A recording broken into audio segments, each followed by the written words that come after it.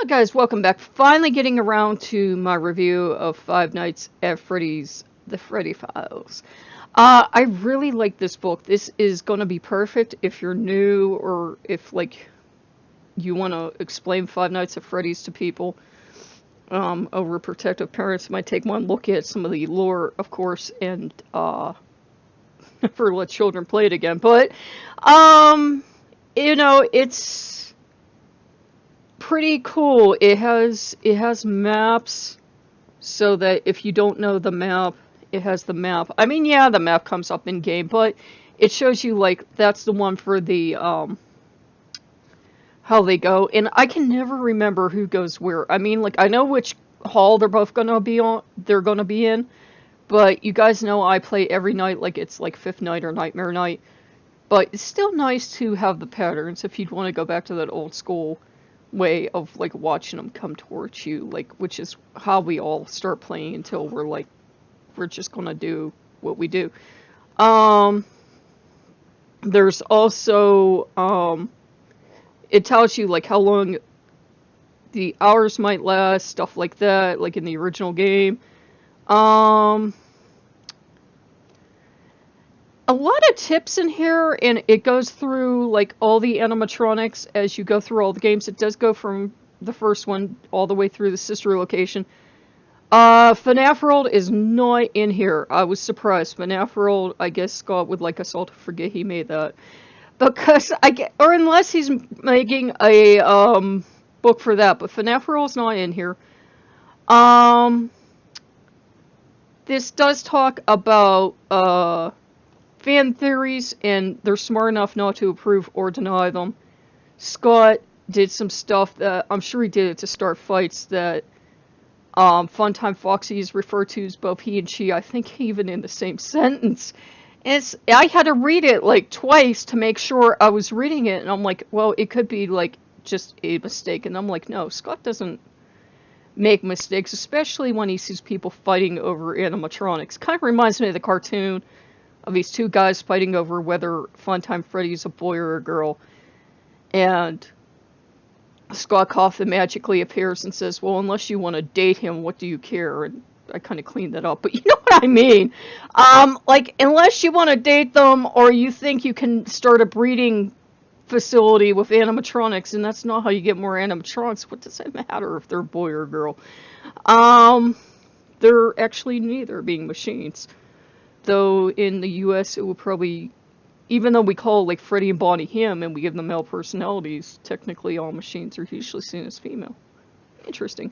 Anyhow, it also goes through the first two novels and the end, and I could kill the guy that leaked it early because I hate being told the end of a no, well, this isn't a novel, but I hate being told the end of the book.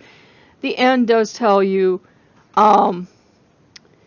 that there's at least one more book coming out, the movie's coming out, and Blumhouse has been really, really hyper protective of that. I mean, if people can leak a book, I'm like really surprised at how tight the security has been on that film, because people always gotta be ruining everything for other people. I mean, I get a little off topic, but that's one of my kind of like, it's kind of a blessing and a curse today that you don't even have to go see a movie anymore, because you can watch the majority of the film in clips on various YouTube channels. Do you know what I mean? Like Zootopia, I've seen almost the entire film, and that's entirely through clips. And it's like, it's getting kind of a little out of hand. I kind of like a little mystery. Like, I wanted to see it so bad. And since somebody made an analysis of the end, I watched it, and I'm like, no, I don't have to go see it. I know how it is. But yeah, that's my pet peeve. It talks about there will always be more games. I don't know if that was left in intentionally, if it was too late for them to change it. But we know on Steam, Scott had vaguely hinted at either possibly a Pizza Tycoon or VR game. And yes, I know he can go for the lulz. And we all know about Reddit. And he was like, he had to go away and made it sound like he's never making another video game ever again. It's up to him what he does with his life. Personally, that's how I believe. I don't know if there will be more games. Time will tell. I will only believe there's a new game coming out when Scott himself announces it on Steam. Or if Scott decides to sell the franchise and says, hey, people want to see these games, fine, but I'm done making them, and Scott sells the franchise, which he could do because game franchises do change hands, change studios and whatnot, and that would be fun as well. But I don't know, there will be more games. If he does a VR experience, it will be interesting to see. I'm going to be really angry if it doesn't come out on Oculus Rift. I mean, that's the thing. There's so many VR platforms now. There's like, I think, there's a whole bunch, and there's more coming out every day. And is it going to be like for a proper VR platform, not to be snobby, or is it going to be for a phone VR, which is totally different thing? And I'm asking because the two systems aren't compatible. I can't take like your phone games that people of you that use like Google Cardboard or whatever, I can't take those games and use them on my Rift, and likewise you can't port the Rift games over to that. And then when Rift becomes a standalone system that doesn't even need a computer because it's too good for computers, is that going to like invalidate everything else? And that's just talking about the Rift. I mean, there's the Vive, there's the PlayStation. It's going to be interesting to see if he does bring out VR game out. How's it going to come out? What platforms? I would hope it would be multiple platform launch so we're not all killing each other and hating each other. But we shall see. Maybe he will do one of those things where, and I don't mind these games, they will launch and they will have VR capability for like the Rift and the Vive and such, but you can also play them as a traditional computer game, which would make more sense because you are going to get a lot more return on a game that more people can play than a game that's, you know, fairly limited base yet. So yeah, I really like the book. There are recipes from Chica in there. Chica apparently be in the kitchen cooking in the first game. He doesn't say that, but recipes from Chica. Kind of makes some references that it, like, you almost think he, like, heard, like, and I'm sure he's aware of people talking, but he makes a lot of references to, like I said, I think I said in this one, this second attempt, fan theories, but they don't approve or deny them. And some of the things he says, it's like a lot of what we've said of like, as fans, like Carl sitting on your desk and staring at you and how creepy that is. And, there were, like, I'd have to go back through it. There were sentences here and there, you could make videos out of them, and just talk about, like, out one sentence. And I'm sure a lot of theorists are going to do exactly that, which isn't a bad thing, because, you know, there are still people that are, you know, they're happily willing to fight over that. I know some people are like, oh my god, you people still fighting over this? That game's how many years old? And it's like, yeah, we're still fighting over it. We'll fight till we're dead. But it's interesting, as you can kind of see with my copy, if you got oily skin like mine, it will pick up the fingerprints on some of the glossy surfaces, but inside it seems fine.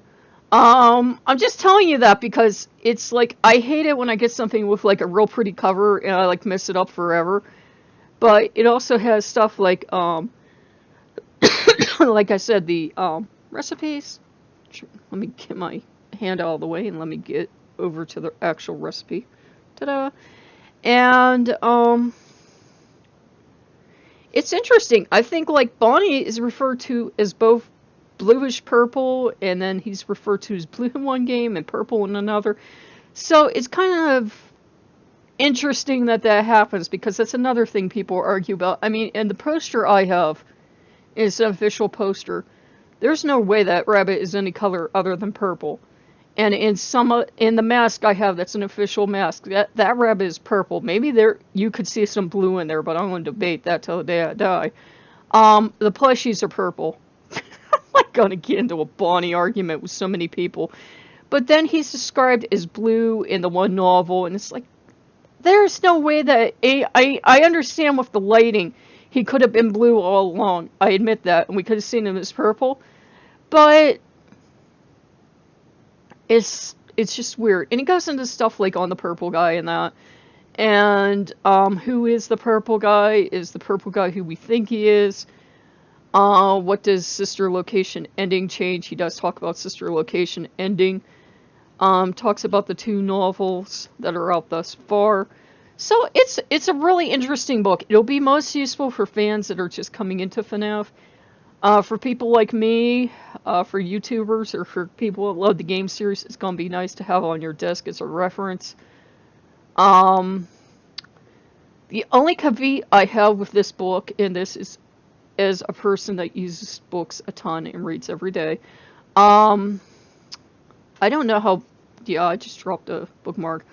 I don't know how durable this binding's gonna hold up, so if you're like really rough with your books, I'm not sure it's gonna hold up, and I'm only saying that from experience because I've had books like this before, and then for repeated use, it entirely lets go of all the pages. But that said, it's, it's good to have. Um, and it's pretty cool, and if you have like friends or family members that are wondering about FNAF and want to know the back lore in that, you can let them see it. Though if they're like really hyper overprotective and they see about child murders, you may never play FNAF again. But yeah, that is what it is. I really liked it. I'm glad I have it. It's a nice companion to the 2 novels. It's a nice companion to the games. It doesn't spoil anything. It doesn't explain everything away. Scott's not that dumb. So if you guys like what you see, like, comment, and subscribe, and I'll see you later. Bye-bye.